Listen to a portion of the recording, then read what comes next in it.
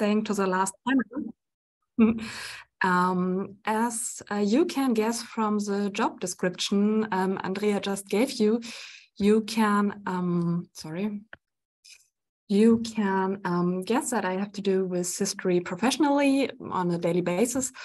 But as it probably is with most of you, it's just a great private interest of mine. So I spend a lot of time doing historical research off and online. And in my case, I just have a thing for Instagram. So, and while I'm spending time there, I've made an observation that I would like to share with all of you today, and which leads to the title of my presentation, which is about making a happy history, discussing a positive bias on the past in image-first social networks and its consequences.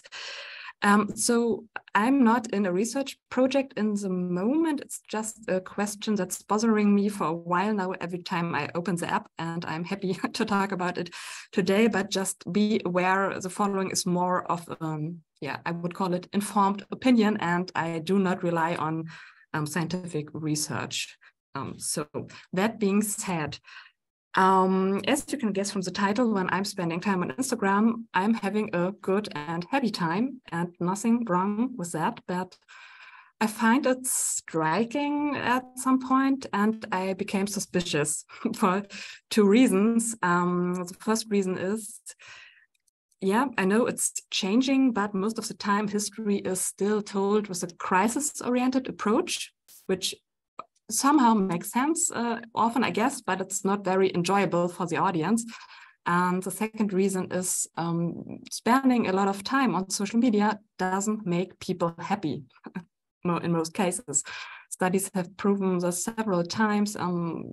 It can lead to radical opinions, even to depression. And the reason is that a negative bias usually prevails on social media. It's common, most of us know this, and therefore I don't want to do a very deep dive into human behavior now, but just to summarize in brief, negative content, crisis, wars, and crimes are often clicked many times more often than positive content, and big providers, content creators, and companies, especially companies, often take advantage of this, they want to make people stay as long as possible on their accounts, so they frame their content in a specific way that provokes emotion and reaction, interaction, so more people get to share it, like it, and more other people see it, share it, like it. There's interaction, they are shown content with similar things, and so on and so on, and there we have a vicious circle of negativity. Just generalizing here, but you know what I mean. So I think it's very true what political scientist Giuliano De Empoli said: social media thrives on negative sentiment because it guarantees that people will stay glued to the screens. So I would dare to say, even if we would have not thought this 20 years ago in the early days of social media, history with all its shocking events in social media are a match made in heaven. So but please don't take this seriously. But although the negative bias is still going strong and probably has grown in the past years, where we all live in a never-ending crisis in our world, I think it doesn't apply to every platform and every genre equally. So now I would like to share with you what I have observed and what leads me to the idea that there might be a positive take on the past, or even a positive bias when it comes to historical content on Instagram or other picture-based platforms. I've noticed that the historical content on Instagram is more and more dominated by accounts that do not deal with history on a professional basis, which shouldn't mean that there can't be high quality content. It just means that they are not linked with a company or institution in the first place. So this is privately run accounts I'm talking about, but they have a really high impact on popular views in history because they have very high reach and great follower numbers, especially compared to institutions which sometimes just have 1,000 or a few thousand followers, which is sad, but it's just the way it is. So it's a growing subgenre, I would say, and I would call it some kind of history fan accounts, where users primarily driven by enthusiasm for specific periods or topics in time, driven by pure fun, manage highly curated social media accounts with, and this is crucial in this context, a mostly positive view on the past and a happy message. And they make spending time in their feeds very fun and enjoyable. That's my opinion. And they do that by sharing entertaining facts and mostly aesthetic photographs.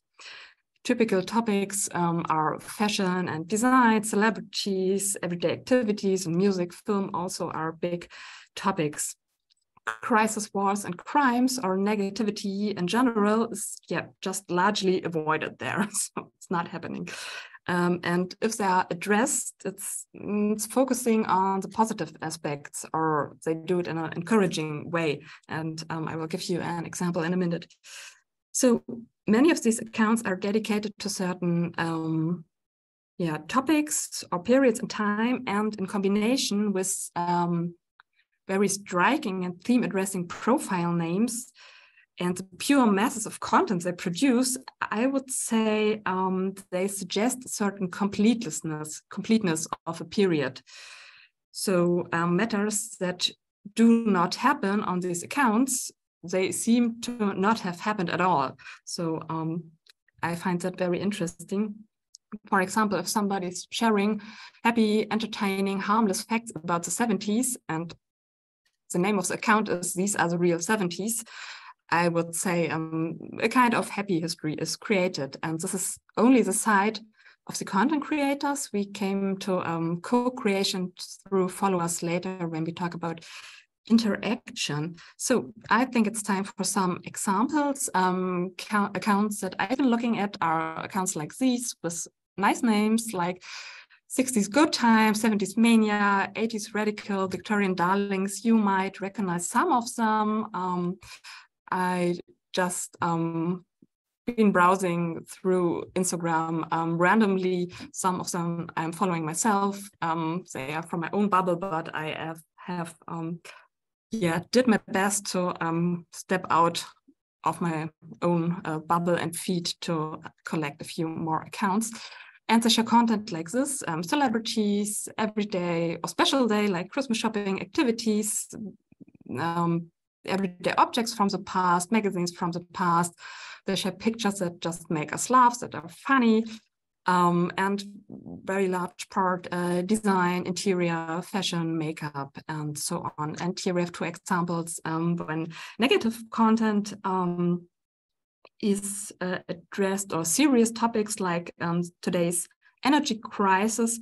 They react with a nice image that probably makes us laugh and cry at the same time. Or when it comes to a topic like addressing gay rights, they could tell a story of great injustice and pain, but they decided to share this picture of a happy, smiling couple or people that are spreading the message. So there are a lot of questions we can ask now. I would really like to know more who is running these accounts and why, with what motivation, and if there is a connection to the ongoing crisis in our world and the wish to escape from it to allegedly better times. But I think for today, the main question is, do platforms like Instagram provoke a happy history? How and why? Also, interesting, maybe for the discussion later, what are the dangers and advantages of a positive bias, and how possible positive bias, let's say it that way, is influencing the work of researchers. So, but when we talk about the first question, how and why this is happening, I would tend myself to answer the question with, yes, Instagram is provoking a happy history. And the first reason I would like to give you is the purpose and the original idea of Instagram. Because, today Instagram is a highly political platform. There are a lot of text-based contents. People go there to get the latest news, and there are discussions in the comments. But in 2010, the platform was launched to share pictures and memories with family and friends. And the idea somehow survived. So I would say it's still some kind of lifestyle platform. It's a picture first platform still. Yeah, you can share pictures with only text in it, but I think it's not ranked as high as other visual content. So when it comes to share pictures about historic events, it's always easier to illustrate happy scenarios than horrific ones, where you have to deal with a lot of ethical questions and people mostly do not enjoy looking at, especially if they're not prepared to see these sad, horrific pictures, and they just might swipe away, and you don't want that on social media. So the happy story wins here, I would say. Yeah, and especially compared to Twitter, Instagram is more for lifestyle and people go there for the bright side of life. That's something that I would state. And when we talk about pictures, one remark, I have no proof in general, but I would claim, especially when it comes to private collections, that there are on the world more pics of happy events because people spend a lot of extra care to document happy and funny moments in their lives and not on the sad moments. So I say maybe this whole situation has already a tendency, but I'm not sure. The second reason is interaction. So like all social media, Instagram thrives on interaction. It's key when you want to rank your postings very high. And even though many people run their accounts just for fun, I assume they want their content to be seen. So they incorporate possibilities for interaction in their postings and their stories on Instagram. And in my opinion, it's way more easy and when you use a happy storytelling to incorporate interaction, participation, and that is what people want when they come to social media, and especially young people want interactions. That's what studies are saying. So let me give you just some examples. The most basic form of interaction on social media is liking the content you find appealing, but I think it's hard to like a war, right? So when you like posting about a war, of course, you do not like the war, you like that somebody put effort in the posting and doing the research and educating the followers, but still people hesitate to like postings with a negative content.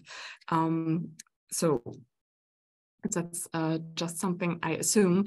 And Instagram, of course, offers more nice opportunities for engaging with followers. For example, yeah, polls are a really big thing. I do this myself. I like it a lot. Like here, people should vote for the favorite vintage interior design, or they are asked what pictures they would like to see. You see on the left side and on the right side a form of interaction I really find super creative. They are asking their followers to suggest a scenario and the content creators matching it with a sound or a picture. So really a kind of co-creation that is happening here. Or they are even asking their followers to share their very own family vintage pictures. So yeah, I think this works very well when you talk about happy contents, because everybody somehow everybody has something to say. I think that's what I want to say. Everybody has a past, everybody has a history. People are experiencing similar things in life and can relate and can feel included in this way of interaction. So I think this is very in favor for a happy history on Instagram. So the last point I would like to mention is algorithms and personalization of content, which allows to Instagram making a happy history. Instagram claims that there is no such a thing as the algorithm. I'm not an expert. I can not value as a statement. Maybe some of you can. But somehow Instagram is collecting our data, that's for sure, to, in their own words, to improve the personal user experience. So if we assume that Instagram is still more of a lifestyle platform that has implications for what the users expect, what keywords they use, hashtags, and so on, whom they follow, and in other words, the data they leave behind and what Instagram is using to make recommendations for or ranking the feed or ranking and sorting the explore section on Instagram. So it definitely has an impact. And according to the monitoring tool FanPage Karma, didn't know that before, these are the main contents that are shared on Instagram. So I would say it's easier to find happy, nice pictures for design, fitness, art, nature, and stuff that than sad and negative and horrific content. So, and one last remark, I'm putting it here. Most of the people who run the accounts that I have looked at do it just for fun, but some do have an interest in making money out of it. So just to have that in mind when it comes to money and advertising, it has an effect on everything they do on their accounts. So just to have that mentioned. And before we enter the discussion, let me share one very brief thought, if I have the time, for the second and third question about dangers and advantages of positive bias and the possible meaning for researchers. Yeah, they definitely might be dangerous, but I would not go as far to say that the positive bias should be addressed or tackled in the same way as a negative one, because the intention is often completely different. And I couldn't find many cases where positive content is involved in such a way with fake news, disinformation, radicalization as the negative bias. So I would say when we talk about dangers, we cannot put them in one bowl. It's somehow different. But in conclusion, everything is and has bias. So therefore, I would say historians and researchers on social media need to do what they do already and what they do very good, I think, and I hope, it's source criticism. And I think, again, at the end of the presentation, we have social media and historians working very well together. And again, we have a nice match. So thank you for listening. And I'm very curious about your comments and your opinion, if you think there is a positive bias or if I just made up crap. So thank you.